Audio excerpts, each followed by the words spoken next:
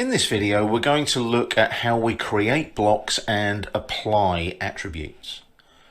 In AutoCAD, a block is a collection of objects combined into a single named object. A block can be a realistic representation of an object or a simple symbol, such as a symbol in an electrical schematic. Blocks can be stored locally or globally. In this particular example, we'll be creating global blocks, which are external files, and we'll be using attributes. Local blocks can be available in the actual drawing itself, so you can create a block and store it in that particular drawing file. You can also use the blocks palette to access blocks and other drawings to bring them into your current drawing as well. You can use block attributes to store information about the objects included in the block. An attribute is a label or tag that attaches data to a block. Attributes can include information such as manufacturer, part number, fire rating, description, etc. You can view a summary of the information for all the blocks in a drawing using the Block Attribute Manager or Batman command, and we'll cover that in the video. The best thing about attributes is they can be easily modified and updated in the blocks. AutoCAD also allows you to create tool palettes that link to your blocks to make it easier to access and use the desired block content. If you use a tool palette to access your blocks, it's important to understand that the palette is linked to those external block files as well. If those files are moved or deleted, the block tools on the palette will no longer work. For this reason, many users prefer to use the Design Center in AutoCAD. They use Design Center to bring the blocks into their active drawing. You can also use the blocks palette in newer versions of AutoCAD as well. It performs in a similar way to Design Center. In this drawing, I have an electronic control panel schematic, and I want to create a block for the relay in the drawing. I want to define three attributes: the reference designator, the manufacturer, and the manufacturer part number. I don't need the manufacturer and manufacturer part number to be visible, so I'm going to make those into invisible block attributes. Invisible block attributes don't show on the drawing, but are attached to the block, and they can be extracted just like any other attribute in an AutoCAD drawing. So if you're utilizing something like data extraction, the information will come through from the block even though they are invisible attributes. Now what we're going to do is convert the relay geometry into a block along with these attributes, but what I've done is I've added this extra vertical line here, and that's going to allow me to place the attributes neatly and tidily vertically down that line so that they're all in one place with the block. So I'm going to start by defining the attributes. Now the attribute tool is located on the Insert tab here on the ribbon. And if you go to the block definition panel, you've got define attributes here. Now, just before we do that, I'm just going to jump back to the home tab. You'll notice I'm on the layer 0 for all of this. One of the tricks with AutoCAD blocks is if you create a block on the layer 0, it will adopt the current drafting layer when you insert that block into any AutoCAD drawing. So if you create all your blocks and your attributes on layer 0, when you bring that block in with its attributes, it will automatically adopt the current drafting layer. So let's jump over to the Insert tab again. There's Define Attributes. Now, as soon as I do that, it will bring up the Attribute Definition dialog box. Now, you'll notice you've got various modes available, as you can see there, for your attributes. I'm going to create my first attribute. Now, my first attribute is going to be the reference designator. Now, you can't use spaces in the tag name, so I'm going to put REF and underscore DESIGN, so reference designator. The prompt, however, what I'm going to put here is in essence a question. And what I always do here is put this in like this, reference designator question mark, because then it's prompting you to put a value in there. So my reference designator for this will be just a default of R1.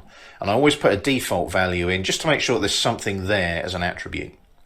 Now I'm going to set the justification up as middle center, like so.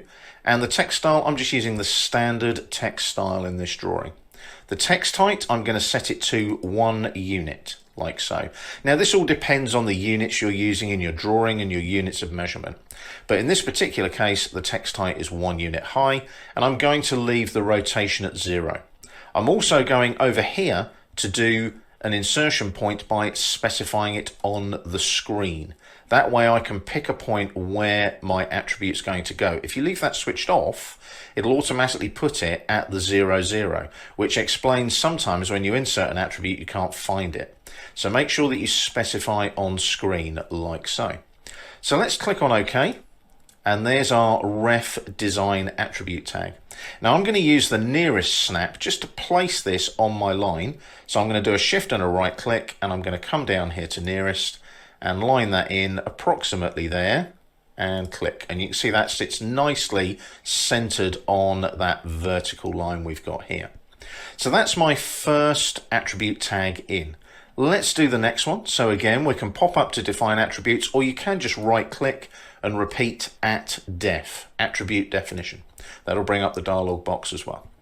Now this time it needs to be an invisible attribute, like so. We need to tick that box. Make sure that the insertion point specify on screen is also ticked. Now the next tag that we're going to create is going to be MFR, manufacturer.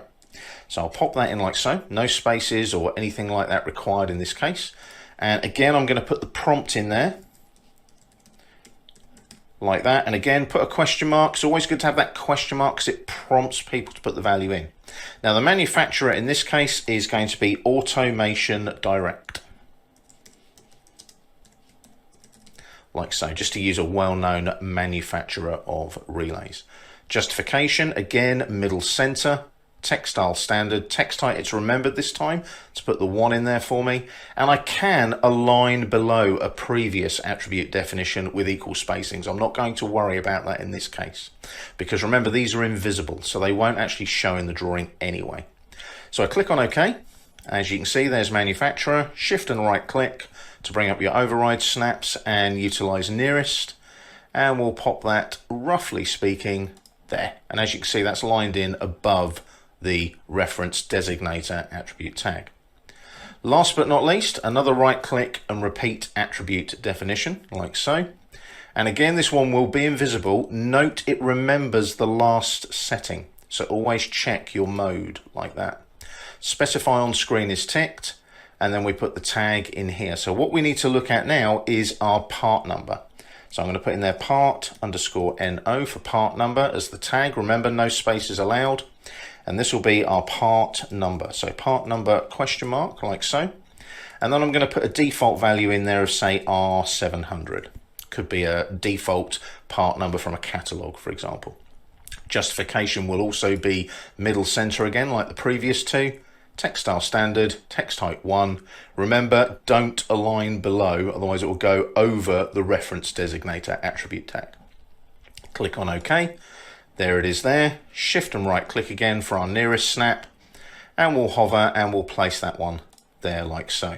So we've got part number, manufacturer, and reference designator in place like so. It's now time to create our block in our AutoCAD drawing. And it's going to be a global block, so I'm going to write it to an external file which can then be placed on a server or emailed to people. It can also be stored in the cloud, for example. So what I need to do now is go to the block definition panel on the insert tab on the ribbon. And one thing I am going to do is delete the line here. We don't want that forming part of our block. So I'm just going to delete that first, and then it's up to block definition here. And we've got two options. We can create a block. That will create a block in this particular AutoCAD DWG file.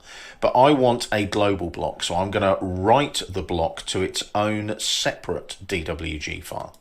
So we go to write block like so, and we go to objects. Now we need to pick a base point for our block. We don't want it to be 0, 0, 0 in the X, Y and Z axes. We want to specify a point on the actual block itself. So we go to pick point, and I'm going to use the midpoint there on the base of the rectangle on the outside edge of our block. And then I need to select the objects that form our block. So I hit select objects like so. We obviously want our attribute tags. There's 3 of them that we set up earlier. And then if you just use a window selection by clicking here and then just dragging across like so to get all of the objects in the selection window, you then get all of the objects that are going to form our relay block. Press enter to confirm that, and you can see now that we've selected 45 objects in total. I'm going to convert those to a block automatically. I can retain the original objects or I can delete from the drawing. I don't want to do either of those. I want to convert to a block in the drawing. Now, because we're doing a global block using the write block command, we're creating what is commonly known as a W block and storing it in a known location. So we need to make sure that our file name and path is correct. I've preset this so it goes to a particular folder, but obviously you would click on this button here and you would go in and set it to whatever folder, whatever location you want it to go to. So I'm going to use this drawings folder here. This is the one that I'm using to record the video, and it's where I keep all of my DWG files. So I'm going to give the file a name, which is going to be relay R700, like so. And then just click on save. And as you can see now, the file name and path is set. You can insert the units. The units here are inches in this particular drawing, but it does depend obviously on what units you're using when you're creating your blocks. When I click on OK now, that has now created a block in the drawing. But as you can see, because it's got those attributes, that block, it's prompting me, and there's my question marks that I set up. There's my values that I set up for those attributes. So part number and manufacturer are invisible. You can't see them in the drawing. Reference designator R1, however, as you can see, is in the drawing. So when I OK that now, you can see that this is now a block reference, and you can see it's on layer 0, which has adopted the current drafting layer. If I go to the Home tab, you can see that 0 there is the current drafting layer. But that is now a block with its associated attributes.